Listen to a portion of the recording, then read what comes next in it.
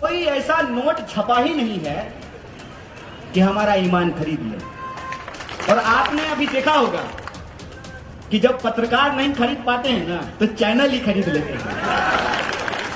ठीक है, एक मैडम है स्मृति ईरानी, मैं चाहता हूं कि बुरा दिन फिर से आ जाए, 400 रुपए में सिलेंडर मिलने लगे और सिलेंडर लेकर के स्मृति ईरानी अहमदाबाद की सड़कों पे प्रदर्शन करना शुरू कर दें। आदरणीय प्रधानमंत्री जी की कृपा रही, जय शाह के पप्पा का मोहब्बत अगर इसी तरह से हम लोगों को मिलता रहा तो आसाम क्या 7 मुल्कों की पुलिस ढूंढेगी भाई साहब। कि विकास का पजामा फट गया, विकास बिल्कुल नंगा होकर के अहमदाबाद के रेड सिग्नल पे आपको भटकता हुआ दिख जाएगा। मुझे गुजराती नहीं आती है, मैंने गुजराती नहीं आवड़ते, तो इतनी समझ में आती है कि ये कह रहा था कि मेरा कमर खराब है तो पैर खराब है तो मुझे बैठकर बोलने की इजाजत दीजिए। देख भाई, पैर खराब है तो चलेगा, ईमान खराब नहीं होना चाहिए। अब आप लोग बस बता दीजिए, मुझे नहीं कहना है, इस इंसान का ईमान खराब है क्या? थोड़ा धीरे बोल रहे हैं, कुछ डाउट है क्या? ईमान खराब है क्या? तो हमारे पास एक ऐसी आवाज है जो सिर्फ गुजरात में ही नहीं पूरे देश में अन्याय के खिलाफ लड़ने के लिए मशहूर है। और इसीलिए ना रात को आसाम से पुलिस आई। सिर्फ गुजरात की पुलिस आई लव यू नहीं बोलती है, आसाम की पुलिस भी आजकल इसको इलू इलू बोल रही है। आदरणीय प्रधानमंत्री जी की कृपा रही, जय शाह के पप्पा का मोहब्बत अगर इसी तरह से हम लोगों को मिलता रहा तो आसाम क्या 7 मुल्कों की पुलिस ढूंढेगी भाई साहब।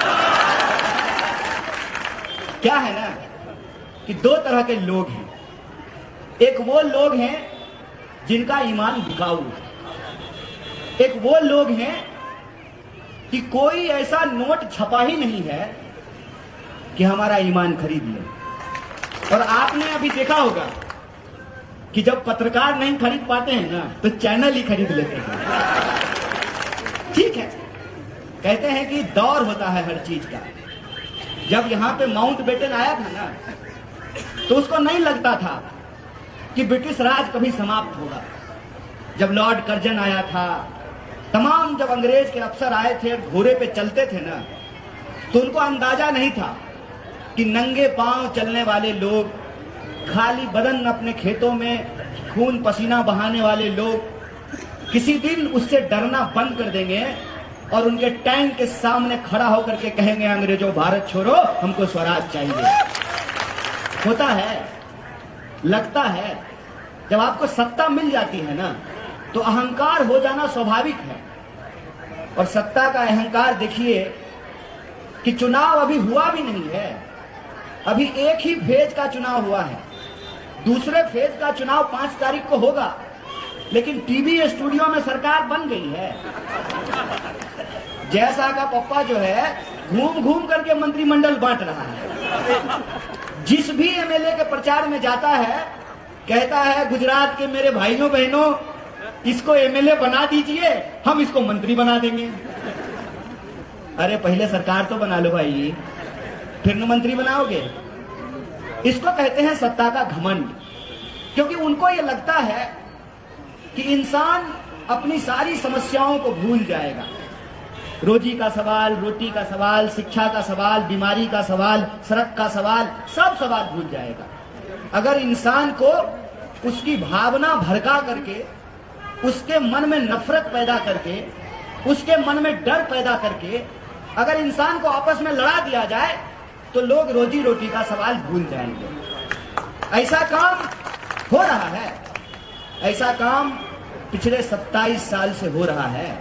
इसीलिए तो चुनाव 2022 में हो रहा है और गाना 2002 का बजा रहा है। इसीलिए हो रहा है ना, उनको लगता है, क्योंकि 2 तरह के लोग इस देश में हमेशा रहे हैं।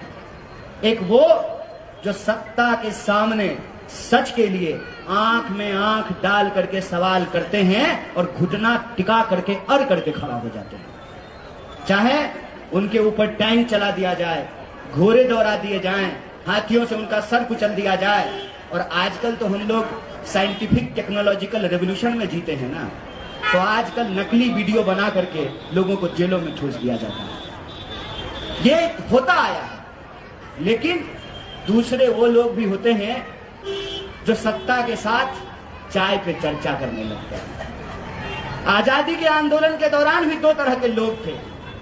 एक वो जो अंग्रेजों के खिलाफ जंग लड़ने, एक वो जो अंग्रेजों से पैसे लेकर के अंग्रेजों के लिए चापलूसी कर रहे थे, अंग्रेजों के लिए जासूसी कर रहे थे।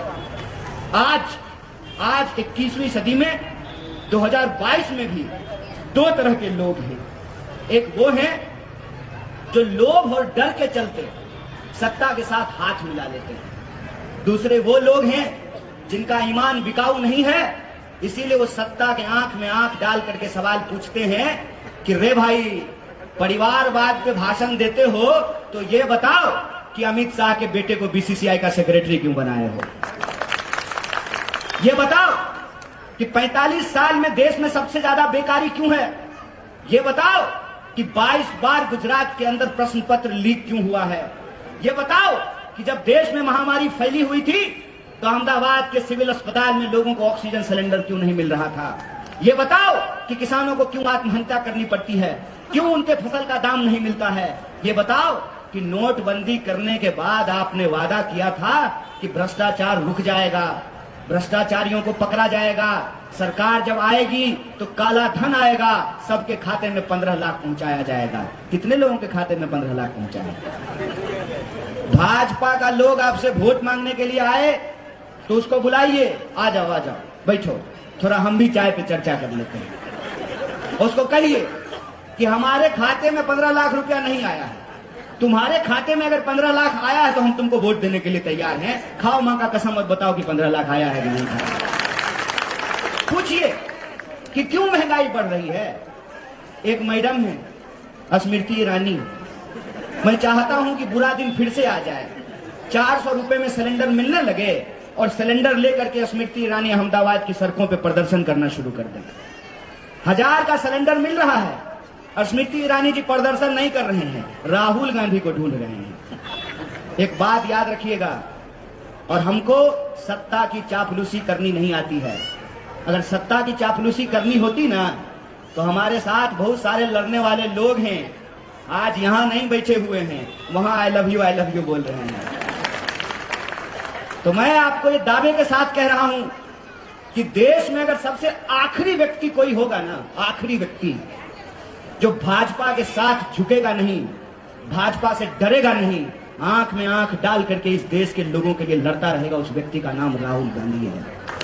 इस बात को याद रखिएगा कि देश तब भी गांधी के साथ चला था, अंग्रेजों के सामने तब भी गांधी डट करके लड़ा था, और आज भी देश को गांधी के साथ चलना पड़ेगा, गांधी के साथ मिलकर के लड़ना पड़ेगा। इस बात को याद रखिएगा, क्योंकि यह देश कभी भी उस विचार को स्वीकार नहीं कर सकता है जो इंसान को लड़ाता है। जो इंसान को लड़ाने वाली ताकतें हैं, कुछ वक्त के लिए उनको सफलता मिल गई है और उनको लगता है कि वो कभी नहीं हारेंगे, तो मुझे लगता है कि उनको इतिहास की समझदारी नहीं है। इतिहास ये है कि इस देश के भीतर जो भी लोग रहे हैं आपस में मिलजुल कर रहने की वकालत किए हैं। आपको सुनकर के आश्चर्य होगा, राम जी की निकली सवारी, राम जी की लीला है न्यारी, इस गाने को मोहम्मद रफी ने गाया था। ये इस देश का इतिहास है कि हम कौन हैं और आप कौन हैं, इसको अलग नहीं किया जा सकता है। और इंसान की हकीकत ये है कि हमको भी मच्छर काटता है ना डेंगू का, मेरा नाम कन्हैया है, माथे पे तिलक है, तो हमको भी डेंगू ही होता है। और अकरम को भी अगर डेंगू का मच्छर काटेगा ना तो उसको भी डेंगू ही होता है। हकीकत ये है कि कन्हैया भी पेट्रोल खरीदने जाता है तो 100 में मिलता है, और अब्दुल भी पेट्रोल खरीदने जाएगा तो 100 में ही मिलता है। कांग्रेस के कार्यकर्ता भी महंगाई के चलते 1100 रुपए का बाटला खरीद रहे हैं और वाजपेयी भी 1100 का बाटला खरीद रहे हैं। ये सच्चाई ऐसी है, ये दर्द ऐसा है जो इंसान को बांट नहीं सकता है, क्योंकि ये दर्द बराबरी का है। तो हमको विचार करना पड़ेगा कि जो मसले हम सबके हैं, उन मसलों को पीछे क्यों धकेल दिया गया है। उन मसलों को पीछे इसलिए धकेल दिया गया है कि विकास का पजामा फट गया है। विकास बिल्कुल नंगा होकर के अहमदाबाद के रेड सिग्नल पे आपको भटकता हुआ दिख जाएगा। जो ही आप रिवर फ्रंट से आगे बढ़ेंगे, विकास आपको नजर ही नहीं आता। सारा विकास सूरत, अहमदाबाद, राजकोट के आखिरी रेड लाइट पे आकर के रुक जाता है।